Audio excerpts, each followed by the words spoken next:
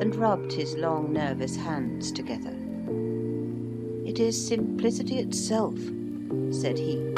"My eyes tell me that on the inside of your left shoe, just where the firelight strikes it, the leather is scored by 6 almost parallel cuts. Obviously, they have been caused by someone who has very carelessly scraped around the edges of the sole in order to remove crusted mud from it.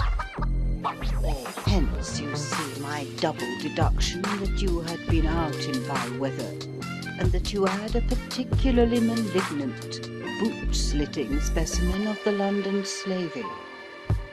As to your practice, if a gentleman walks into my room smelling of iodoform, with a black mark of nitrate of silver upon his right forefinger, and a bulge on the right side of his top hat, to show where he has secreted his stethoscope, I must be dull indeed if I do not pronounce him to be an active member of the medical profession."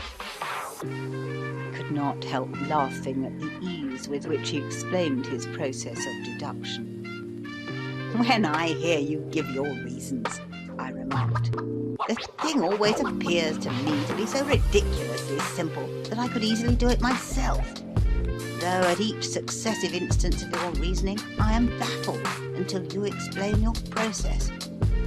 And yet I believe that my eyes are as good as yours." "Quite so," he answered, lighting a cigarette and throwing himself down into an armchair. "You see, but you do not observe. The distinction is clear. For example, you have frequently seen the steps which lead up from the hall to this room." "Frequently?" "How often?" "Well, some hundreds of times." "Then how many are there?" "How many? I don't know." "Quite so. You have not observed. And yet you have seen. That is just my point. Now, I know that there are 17 steps, because I have both seen and observed. By the way, since you are interested in these little problems, and since you are good enough to chronicle one or two of